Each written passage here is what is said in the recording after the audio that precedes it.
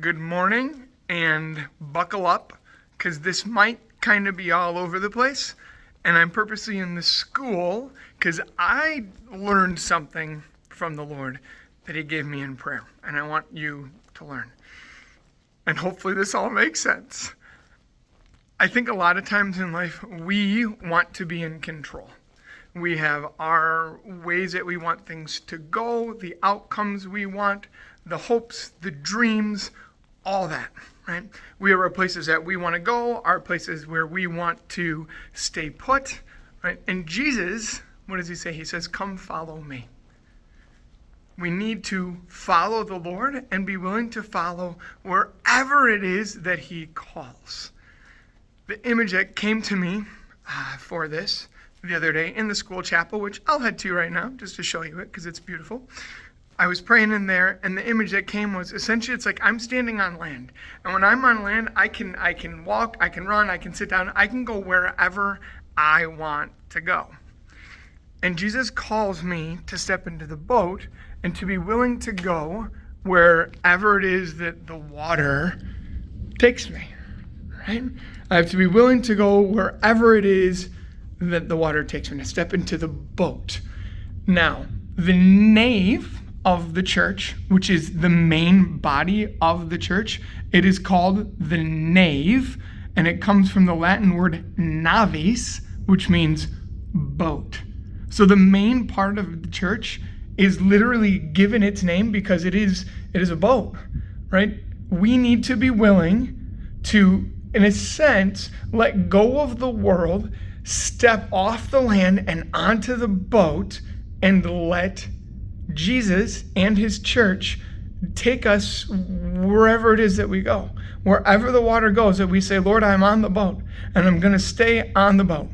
And I started thinking about that, and I was praying about that, and there's this guy right here, St. Peter, right? Of course, we have Peter and Paul. When they were on the boat, and the storm happens, right? They're all afraid, and Jesus isn't there, but Jesus knew exactly where they were, right? Jesus had it all under control. The storm is brewing, whatever. Jesus comes walking on the water. They don't understand. They're afraid. We may have it where there are times where we are on the boat, where we're trying to let go of our own way. We're trying to follow the Lord, and we don't understand. And so we're on the boat. We're on the boat. Jesus was coming to them. Jesus is always coming to you. Jesus was coming to them. Jesus wanted them simply to receive Him. And what does Peter do, right? And this is where, as I was praying through this, I was like, I'm on the boat. This is amazing. Like, I'm on the boat, and all I need to do is be on the boat. But then it hit me. I was like, but wait, Peter got out of the boat and walked on water. I'm like, what? Am I supposed to do that? And what hit me was St. Therese of Lisieux, I've been saying this over and over, says, do little things with great love. That is what we are called to do. Little things with great love. If God calls you to do some big, great thing, He'll give you the grace to do it. But we don't have to just decide and say, I'm going to do something great. We can do great things by doing the little daily tasks that are part of our everyday life with great love. Parents, simply taking care of your children, which can be heroic and really hard sometimes, you do that with great love. You are doing something great and amazing for the Lord, right? So Peter wants to walk on water, right? Which I would say would be something great. But God doesn't necessarily always call us to do something great. Here's the thing that hit me. Jesus did not, just of His own accord, look at Peter and say, hey, Peter, come walk on the water. That wasn't what happened. Jesus did not ask Peter to walk on water. Peter starts the conversation. And Peter says, Lord, if it is you, ask me to come walk on the water. And Jesus said, okay, come walk on the water. When Peter says, Lord, if it is you, ask me to come out on the water, he's telling Jesus what to do, right? Peter's trying to be in control.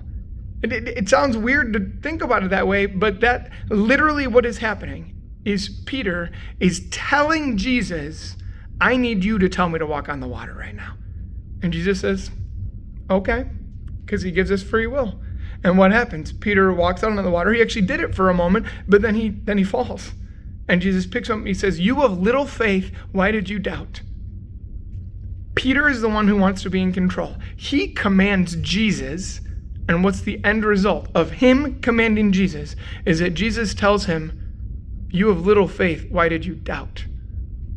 Peter wants to be in control. He doesn't want Jesus to be in control, right? And what's the end result of that? Of us wanting to trust ourselves and not trust in Jesus. What do we call that? If we trust ourselves, if we don't trust Jesus, that's doubt.